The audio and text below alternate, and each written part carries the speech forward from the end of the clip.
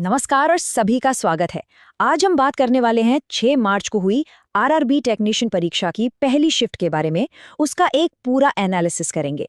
तो चलिए बिना किसी देरी के सीधे मुद्दे पर आते हैं और देखते हैं कि पेपर में क्या-क्या था। तो वो सबसे बड़ा सवाल जो हर कैंडिडेट के मन में घूम रहा है, आखिर 6 मार्च को जो पहला पेपर हुआ वो था कैसा? इस पूरे विश्लेषण में हम इसी सवाल का जवाब ढूंढने की कोशिश करेंगे ताकि जिनकी परीक्षा आगे है उन्हें थोड़ी मदद मिल सके। तो चलिए शुरुआत करते हैं सबसे पहली और सबसे जरूरी बात से। एक ऐसा सरप्राइज जिसने कई स्टूडेंट्स को चौंका दिया, लेकिन कह सकते हैं कि एक अच्छे तरीके से चौंकाया। देखिए, सबसे बड़ा सरप्राइज ये था कि जहां ऑफिशियल मॉक टेस्ट को देखकर सब लोग एक मिक्स्ड पैटर्न पेपर की उम्मीद कर रहे थे, वहीं असली परीक्षा सेक्शन वाइज हुई।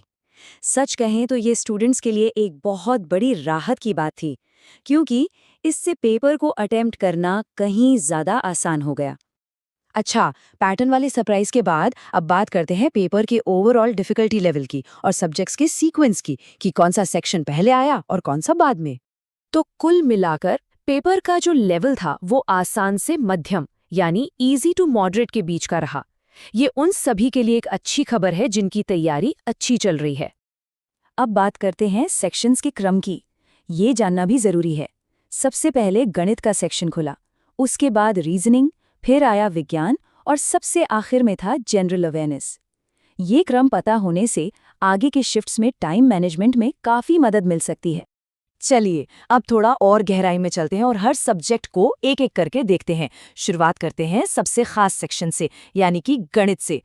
तो देखिए, गणित में लगभग सभी जाने पहचाने टॉपिक से सवाल आए, जैसे कि trigonometry, mean mode median, time and work और टाइम स्पीड डिस्टेंस, जिसमें ट्रेन वाले सवाल भी थे। इनके अलावा सिंप्लीफिकेशन के 2 सवाल थे, डिस्काउंट, परसेंटेज, मेंसुरेशन और हाँ, एसआईसीआई से भी सवाल पूछे गए। लेकिन कुछ टॉपिक्स ऐसे भी थे जो हैरान करने वाली बात है कि गायब थे। Geometry, partnership, boat in stream और इलेक्शन पर आधारित सवाल, इनसे एक भी प्रश्न देखने को नहीं मिला। ये उन लोगों के लिए एक बहुत ही काम की जानकारी है जिनकी परीक्षा आने वाली शिफ्ट्स में है। और जब स्टूडेंट्स से बात हुई तो उनका कहना था कि पेपर बहुत ज़्यादा कैलकुलेटिव नहीं था। मतलब हाँ, कुछ सवालों में कैलकुलेशन करनी पड़ रही थी, लेकिन अगर किसी ने ठीक से पढ़ाई की है तो वो सवाल आसानी से बना सकता था। ये सब तैयारी के लेवल पर ही निर्भर करता है। ठीक है, तो मैथ्स की कहानी तो ये थी। चलिए अब अगले सेक्शंस पर चलते हैं और देखते हैं कि रीजनिंग, विज्ञान और जनरल अवेयरनेस में क्या खास देखने को मिला। रीजनिंग का लेवल कह सकते हैं बिल्कुल नॉर्मल था, जैसा आमतौर पर होता है। इसमें seating arrangement, blood relation, alpha numeric series, sign interchange और कंडीशनल कोडिंग जैसे टॉपिक से सवाल थे। कुल मिलाकर ये एक स्कोरिंग सेक्शन साबित हुआ। अब विज्ञान की बात करें तो 40 में से करीब 25 सवाल तो सीधे साधे और आसानी से करने लायक थे, लेकिन 4 से 5 सवाल स्टेटमेंट बेस्ड थे, जिनके लिए टॉपिक की थोड़ी गहरी समझ होना जरूरी था। और हाँ, साउंड चैप्टर से एक न्यूमेरिकल भी पूछा गया था। जनरल अवेयरनेस के 10 सवालों में से लगभग 4 से 5 सवाल तो सीधे सीधे हाल के करंट अफेयर्स से थे, मतलब पिछले 4-5 महीनों के। इसके अलावा पॉलिटी से 3 और भूगोल से 1 सवाल आया।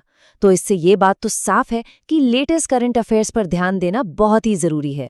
तो इस पूरे विश्लेषण के बाद आने वाली शिफ्ट्स के लिए क्या रणनीति होनी चाहिए?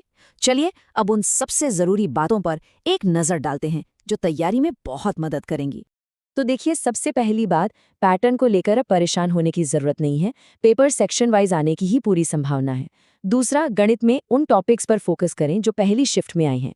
तीसरा, विज्ञान में स्टेटमेंट बेस्ड सवालों के लिए तैयार रहें। और आखिर में पिछले 5 महीनों के करंट अफेयर्स को अच्छी तरह से रिवाइज कर लें। और एक छोटी सी प्रेरणा के लिए, जिस स्टूडेंट ने ये पूरा रिव्यू दिया है उन्होंने 100 में से 90 सवाल अटेम्प्ट किए। इससे ये साफ पता चलता है कि अगर तैयारी अच्छी हो तो एक बहुत अच्छा स्कोर हासिल किया जा सकता है। तो इस पूरे डिटेल्ड एनालिसिस के बाद अब सवाल ये उठता है कि आने वाले दिनों की तैयारी में किस विषय पर सबसे ज्यादा ध्यान देना चाहिए। इस पर अपने विचार जरूर साझा कीजिएगा।